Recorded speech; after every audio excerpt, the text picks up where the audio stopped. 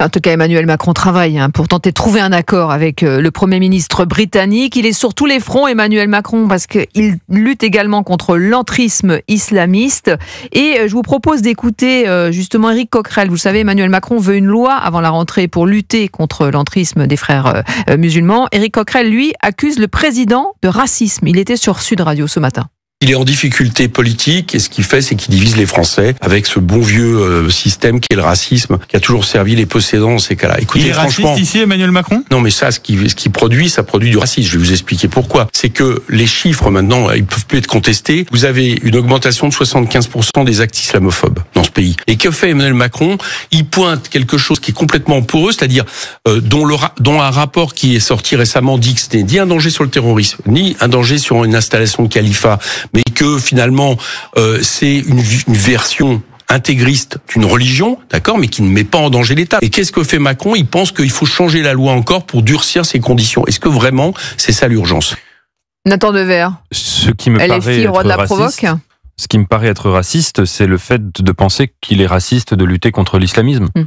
Parce que précisément, il n'y a absolument rien de raciste à relever que l'islamisme essaye aujourd'hui de prendre le pouvoir dans un certain nombre de pays musulmans, qui d'abord les premières victimes de l'islamisme, à la fois chronologiquement et en matière de nombre, ce sont des musulmans, que l'islamisme est aujourd'hui un mouvement politique qui essaye de détruire les pays musulmans de l'intérieur et par extension le monde entier et par extension la France, et que donc lutter contre l'islamisme, non seulement ce n'est absolument pas islamophobe entre guillemets pour reprendre le mot de Éric Coquerel, mais que plus encore c'est quelque chose qui est dans l'intérêt de l'islam et que la très large majorité des musulmans français approuvent. J'aimerais rappeler par exemple le roi du Maroc, descendant du prophète, est sans doute l'un des hommes qui a fait le discours le plus fort, le plus violent contre l'État islamique aux heures où l'État islamique était à son apogée en Syrie et en Irak.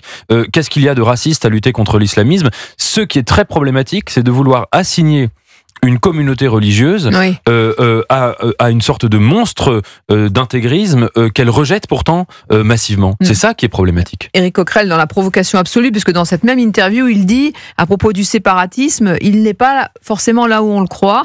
Il y en a dans le 16e arrondissement de Paris, à Neuilly. À Versailles, sans doute. Les riches vivent entre eux et imposent leurs lois à la République. Ça, c'est vraiment du séparatisme, a-t-il honnêtement non, mais la provocation à tous les étages. On n'est plus étonné des provocations de la France insoumise. Je vous rappelle quand même que quand ce rapport sur l'entrisme islamiste a été publié, on a eu du complotisme en nous disant qu'Emmanuel Macron avait commandé cela pour stigmatiser les musulmans. Dans la foulée, il allait quand même tacler Bruno Retailleau et Gérald Darmanin. Bien sûr que Bruno Retailleau que leur proposition était faiblarde. En effet, qui nous disait finalement que ça n'existait pas, alors qu'on a quand même, j'ai beaucoup de critiques sur ce rapport, mais on a un rapport de 73 pages qui nous décrit, je crois, parfaitement la situation alarmante de l'entrisme islamiste. Et d'ailleurs, Monsieur Coquerel, à mon avis, n'a pas lu le rapport, en tout cas jusqu'au bout, puisqu'il est plutôt d'accord avec les conclusions. Mais pourquoi il faut ça, de ce rapport. Les conclusions de ce rapport, c'était quand même la reconnaissance d'un État palestinien pour calmer les frères musulmans en France et l'apprentissage de l'arabe à l'école en France. Donc je suis pas tout à fait sûr que Monsieur Coquerel soit opposé à tout cela. En réalité, pourquoi il fait ça ? Je crois qu'on va y venir et que ça va nous faire une transition parfaite. Ça s'appelle de l'islamo-gauchisme, Céline. Voilà. Éric Coquerel et ses amis sont positionnés avec un objectif, c'est les municipales. Ils veulent prendre des villes notamment en Seine-Saint-Denis où Monsieur Coquerel est élu. Et pour cela, il pense croire, que ça passera par le fait de flatter les égos des islamistes, alors qu'il confond lui-même les islamistes et les musulmans. Et islamo-gauchisme, on va en parler dans quelques instants, justement.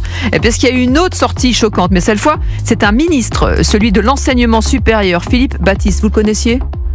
Oui, on l'a reçu avec Pierre de Villeneuve. Bon, en tout cas, voilà. Selon lui, l'islamo-gauchisme n'existe pas dans les universités. Allez, on va en parler, à tout de suite. Jules Torres et Nathan Devers sont les invités de Céline Géraud. Aujourd'hui, vous écoutez Europe 1 13h jusqu'à 14h sur Europe 1.